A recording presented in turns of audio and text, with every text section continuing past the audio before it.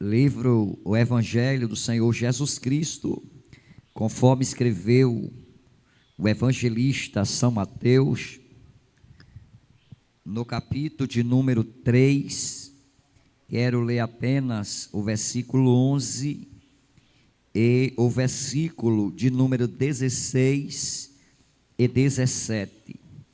Evangelista São Mateus, capítulo de número 3, versículo 11, 16 e 17.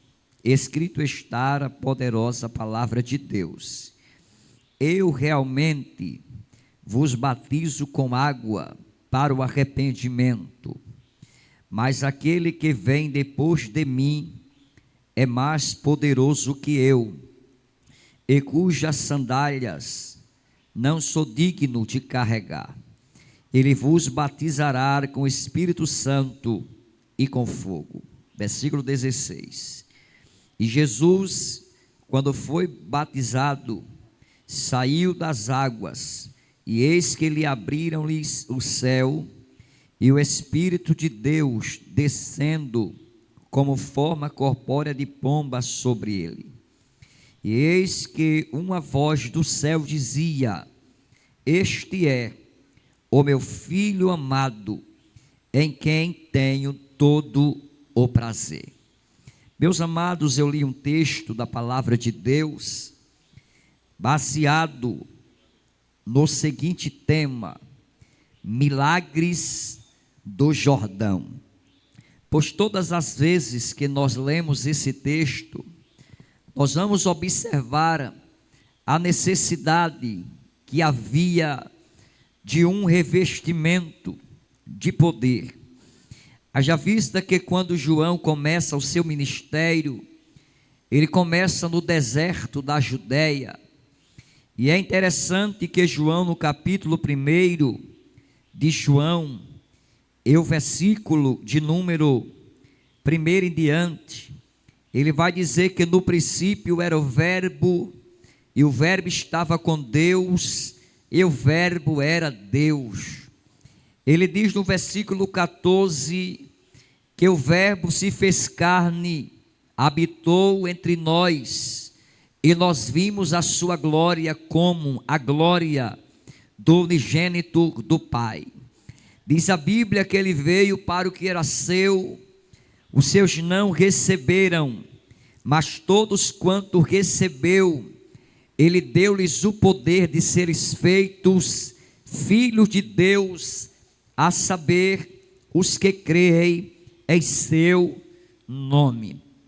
Quando nós tomamos por base esse texto, nós vamos observar que havia uma promessa a ser cumprida na vida dos apóstolos.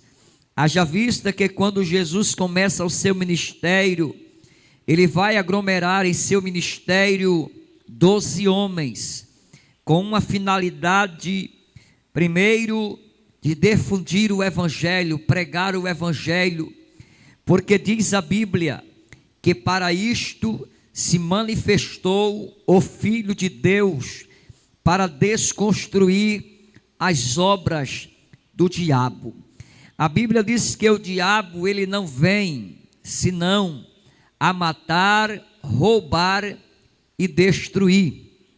Mas Jesus Cristo, ele veio para que vocês tenham vida e vocês tenham vida em abundância.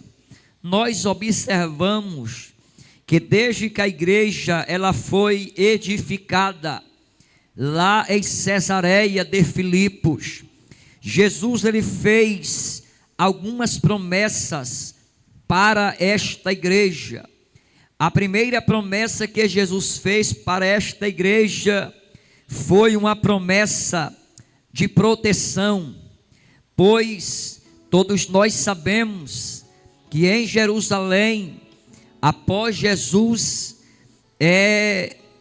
constituir a sua igreja, diz a Bíblia que desencadeou uma grande perseguição em massa aos apóstolos, a ponto que Atos capítulo 8 e verso de número 1 em diante, diz que houve uma grande perseguição contra a igreja que estava em Jerusalém, a ponto, meus irmãos, que agora diz a Bíblia, que Jesus, ele queria cumprir a promessa que ele fez a seus discípulos.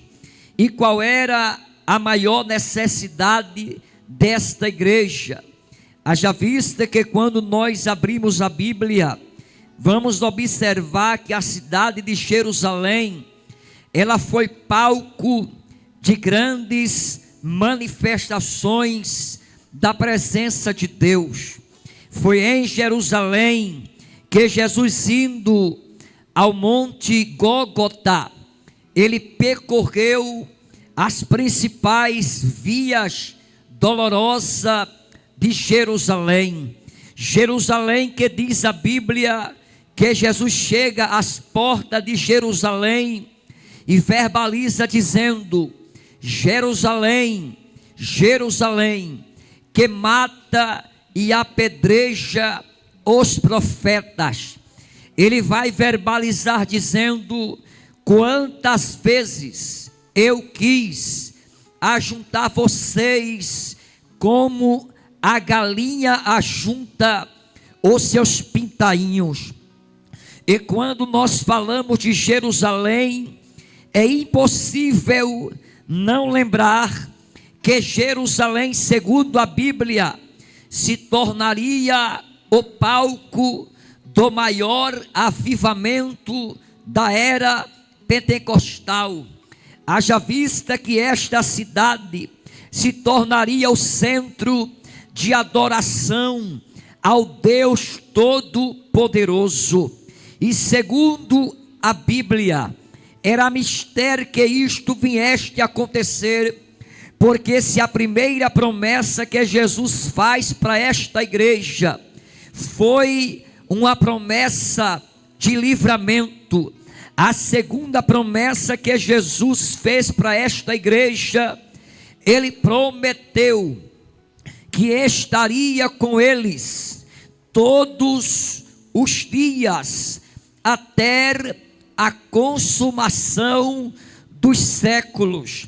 Observe que a primeira promessa que Jesus fez para esta igreja foi uma promessa de livramento.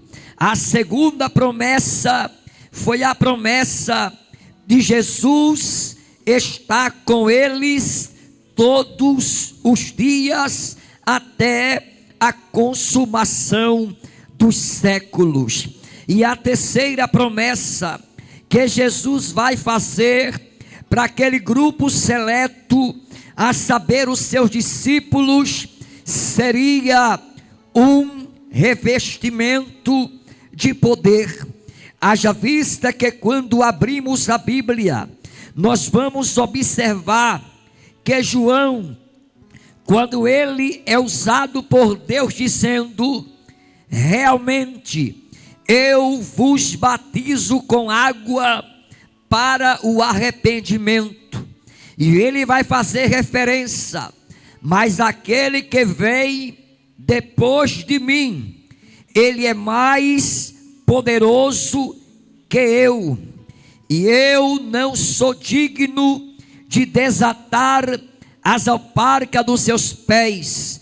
Eu batizo vocês com água para o arrependimento, mas ele vai batizar vocês com Espírito Santo e com fogo. A ponto que João, no capítulo de número 1 e verso de número 29, a Bíblia diz que no dia seguinte, quando João vê Jesus que vinha para ele, diz a Bíblia que João agora, ele verbaliza dizendo: eis aí o Cordeiro de Deus que tira o pecado do mundo. Veja a expressão que João vai verbalizar dizendo: Eis aí o Cordeiro de Deus que tira o pecado do mundo. Quando nós vamos observar, aquela geração estava mergulhada no pecado. Segundo a Bíblia, o pecado ele gera a morte. Quando nós começamos a observar, vamos observar que o profeta Isaías, no capítulo 59 da sua escrita ou do seu livro, e versículo 2, ele diz que o pecado ele faz divisão entre a criatura e o Criador. Quando nós observamos acerca do pecado, diz a Bíblia que todos pecaram e destituídos ficaram da glória de Deus. A Bíblia diz que o salário do pecado é a morte, mas o dom gratuito de Deus é a vida eterna por Cristo Jesus, nosso Senhor. Então nós vamos observar que o batismo de João era só para o arrependimento, mas Jesus, quando ele vai ao Jordão, diz a Bíblia que ele vai com uma finalidade. E qual era a finalidade? Era ser batizado por João Batista, ao qual, meus amados, diz a Bíblia que o cenário aonde João habitava era no deserto da Judeia. Segundo a Bíblia, as multidões fluíam para João e perguntava para ele: João, me declaras quem és tu? Porventura tu és o Cristo? João verbalizava dizendo: eu, João, sou apenas uma voz que clama no deserto.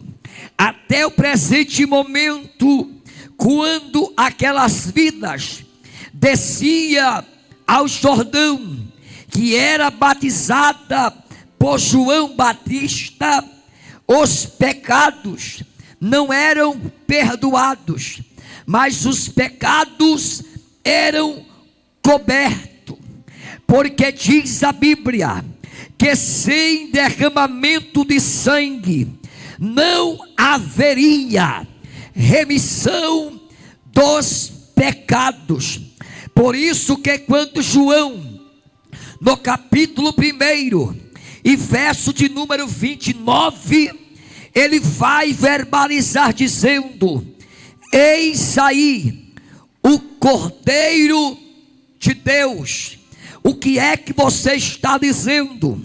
Eu estou dizendo que quando Jesus ele vai ao Jordão, ele vai com a primeira finalidade. O que, pregador? Ele vai ser batizado por João Batista. E a segunda finalidade, ele vai para dar início ao plano da salvação. Porque diz a Bíblia em João capítulo 3 e verso 16 e 17: porque Deus amou o mundo de uma tal maneira que ele deu o seu Filho unigênito, para que todo aquele que nele crer não pereça, mas tenha a vida eterna. Porque Deus enviou o seu Filho ao mundo, não para que condenasse o mundo, mas para que o mundo fosse salvo por ele. quando nós vamos observar que este plano de resgate da raça humana, nos dias de João Batista, ele precisava de que, pregador? Ele precisava de um cordeiro. Todos nós hão de lembrar que na antiga aliança, o sacerdócio ou sacerdote, ele entrava uma única vez por ano em um lugar por nome de Santo do Santo. Para quê?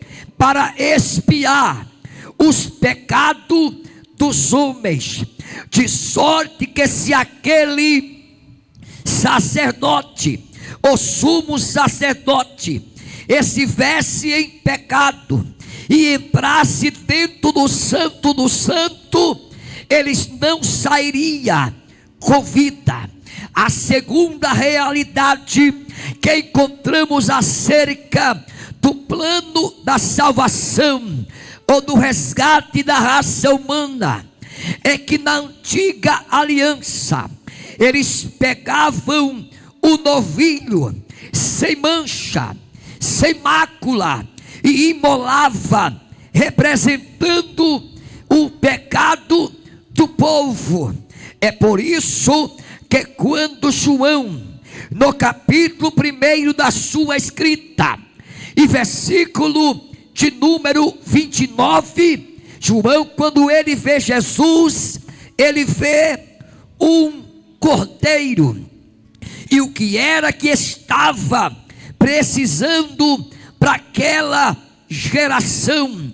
Primeiro, aquela geração precisava de um cordeiro santo, limpo, sem mácula, porque o cordeiro da antiga aliança, ele tipificava o sacrifício de Cristo na cruz, a ponto que o profeta Isaías, no capítulo 53 e verso de número 1 em diante, ele diz: quem deu crédito à nossa pregação e a quem foi revelado o braço do Senhor, porque foi subindo perante ele como uma raiz de uma terra seca, não tinha aparência e não tinha formosura.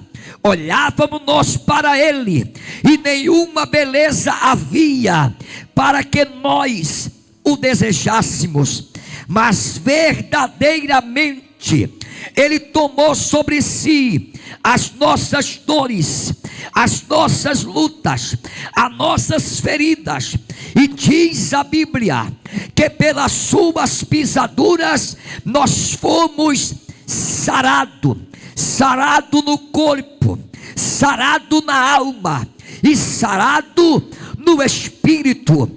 Por que sarado?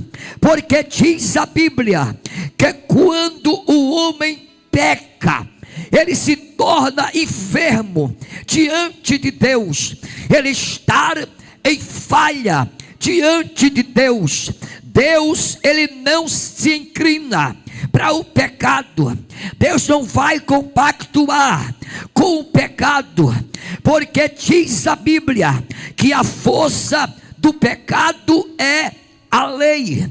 A Bíblia nos ensina que aonde abundou o pecado, superabundou a graça de Deus. É por isso que quando Jesus, ele vai ao Jordão, ele vai fazer um ato profético. E qual foi este ato profético?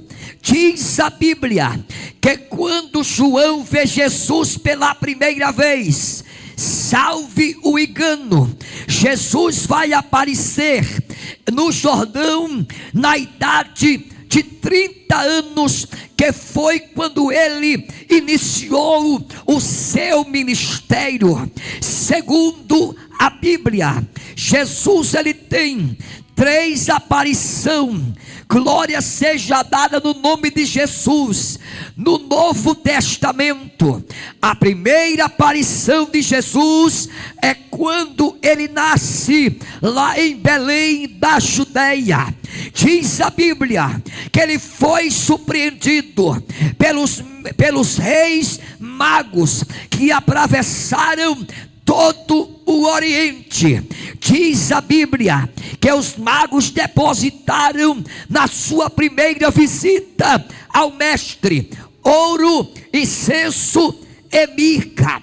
Segundo a Bíblia e o costume judaico, quem receberia estas honras ou essas honrarias era uma criança que nascesse em um berço esplêndido. Segundo a Bíblia, diz a Bíblia que quando eles aparecem para Herodes e pergunta para Herodes aonde haveria de nascer aquele que se chamaria o Cristo, diz a Bíblia que Herodes manda eles ir, e quando eles chegam lá em uma manjedoura, diz a Bíblia que eles entram na manjedoura, ou aonde estava a criança, e o que eles encontraram? Maria e Jesus. Naquele momento eles se prostram, adoram e reverenciam aquela criança. E não bastante, diz a Bíblia que eles tiram os seus tesouros e vai depositar aos pés da criança ouro, incenso e mirra. Com esta atitude, diz a história bíblica e o costume judaico, que eles estavam aclamando Jesus como rei dos judeus. Foi por isso que Herodes se endemoniou e disse para eles: olha, quando vocês encontrarem a criança, vocês voltam por aqui, porque eu quero também adorar esta criança. Mas quando nós abrimos a Bíblia, vai desencadear uma grande perseguição, de ameaça e até morte em toda a criança daquela geração. Qual era a finalidade de Herodes? Era matar a criança, era destruir o plano da redenção.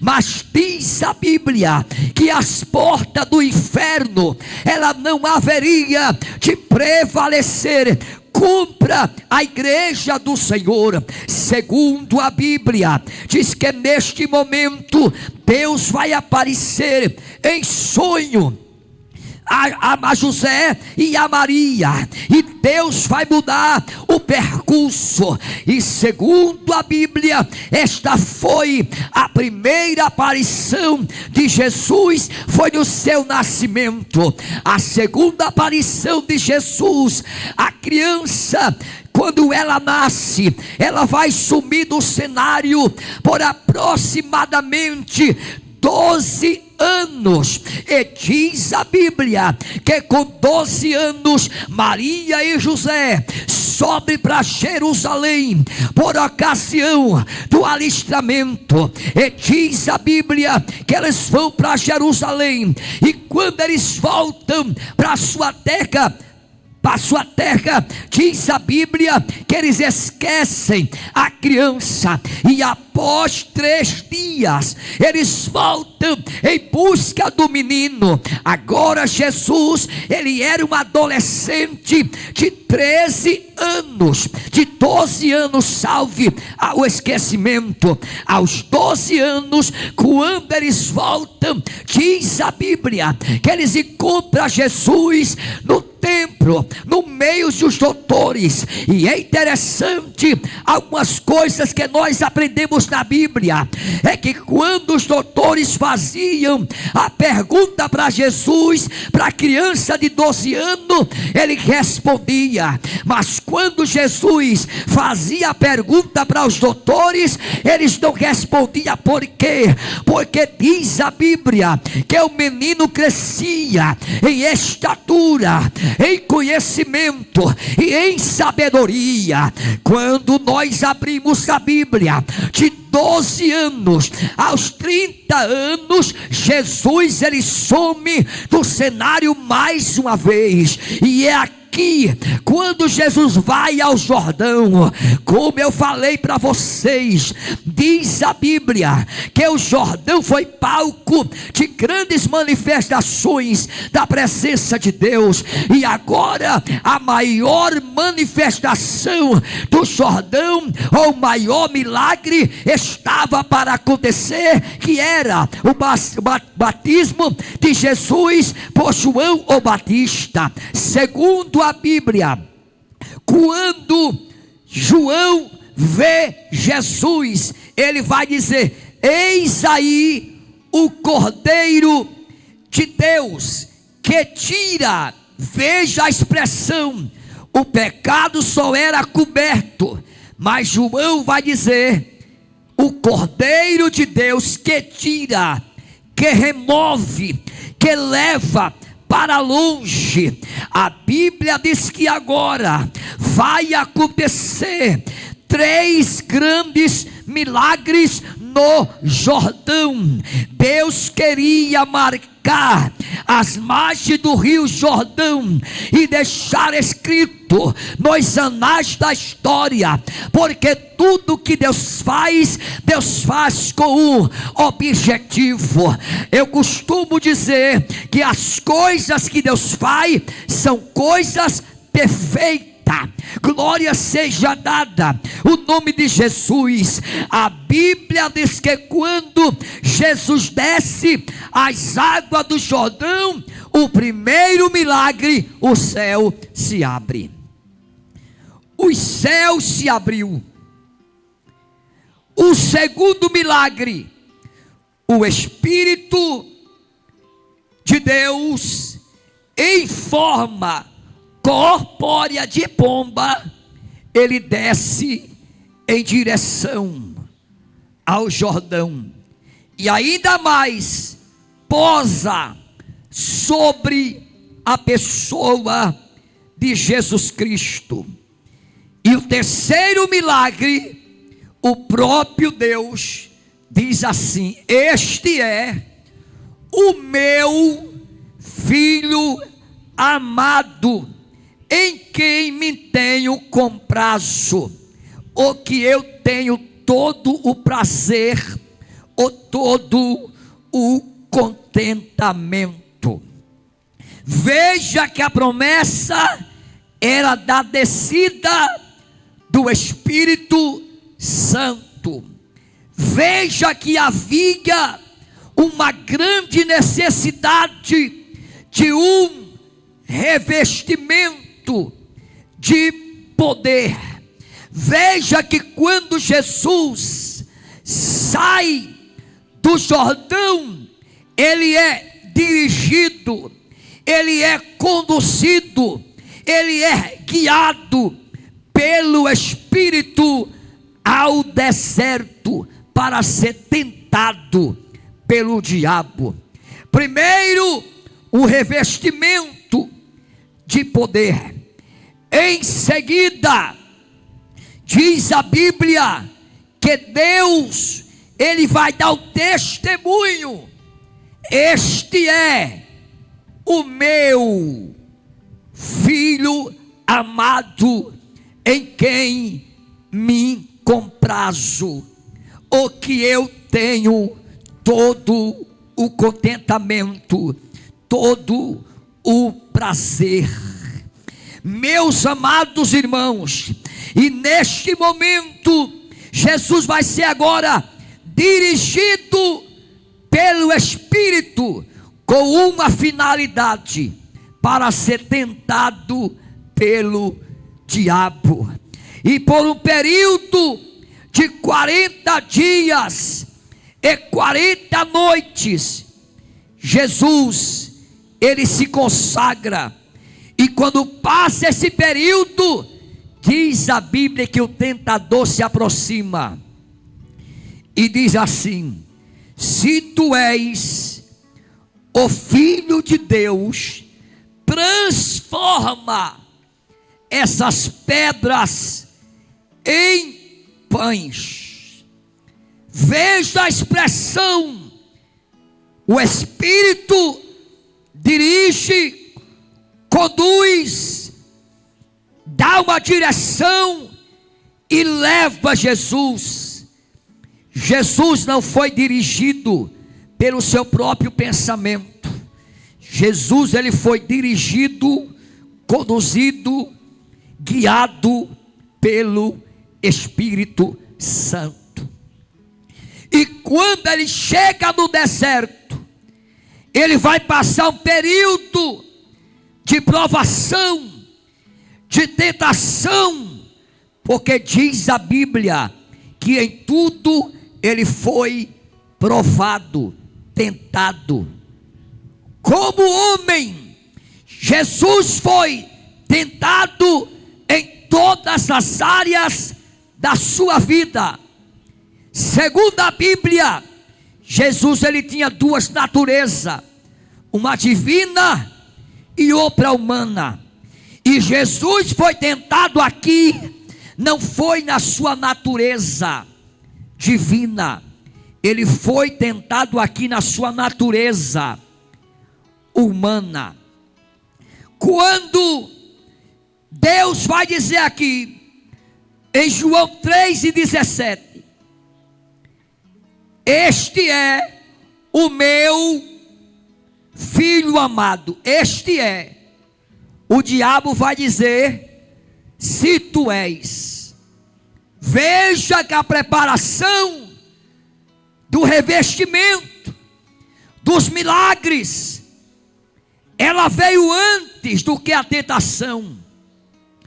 Porque diz a Bíblia que Deus não nos prova além das nossas capacidades, além das nossas forças.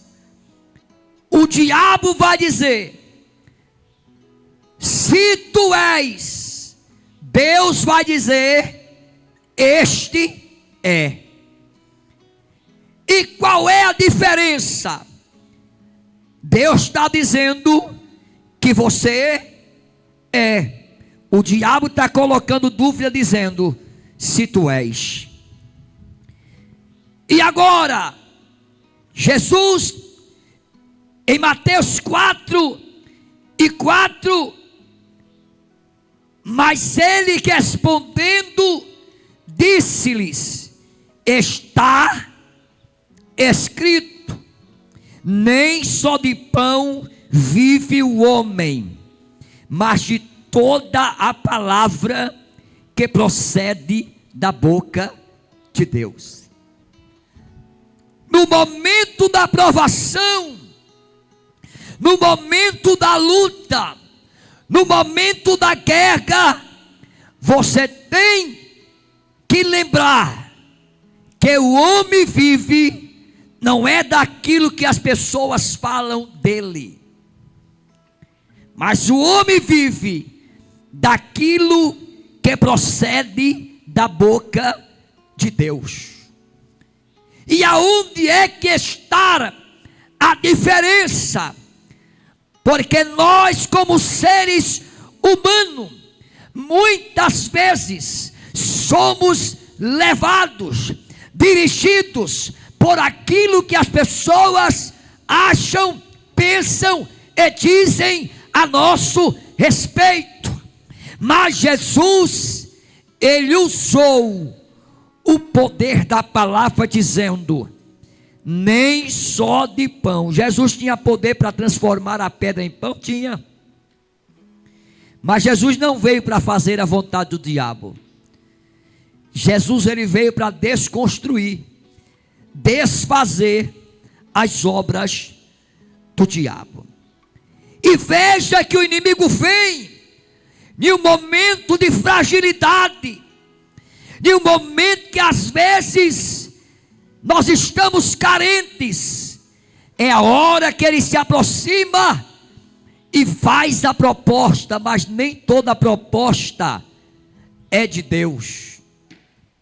E essa proposta aqui do diabo foi uma proposta do inferno para desconstruir o plano da salvação, porque em nenhum outro nome há dado entre os homens pelo qual sejamos salvos. Jesus, ele tem um nome que está acima de todos os nomes. A ele seja atributada a glória, a honra, o louvor. Jesus falou em João 14:16: e eu rogarei ao Pai, e Ele te dará outro Consolador, para que Ele esteja convosco todos os dias, até a consumação dos séculos. Ele está com você na bonança, mas Ele está com você também na escassez. Ele está com você no monte, mas Ele também está com você no vale. E no vale da tua vida, quem vai prevalecer é a vontade de Deus na tua vida. Então, nesta manhã, eu trouxe um tema para a sua vida: milagres do Jordão, baseado em Mateus 3 e verso de número 16. E quando Jesus foi batizado, logo que saiu da água, eis que lhe abriram os céus. O primeiro milagre na sua vida é que os céus estão abertos sobre a tua vida. O segundo milagre é o milagre do revestimento, porque o Espírito de Deus desceu como forma corpórea de pomba e pousou sobre a pessoa de Jesus.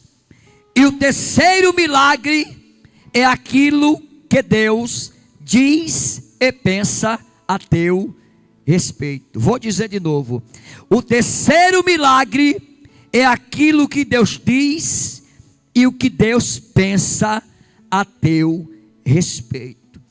E o que era que ele pensava de Jesus? Este é. O que ele dizia de Jesus? Este é o meu. Meu aqui é propriedade peculiar de Deus. Então esses três milagres, eles hão de acontecer na sua vida. O primeiro é que os céus se abriu. O segundo, o Espírito desce como confirmação de um revestimento para o dia da guerra, para o dia da peleja.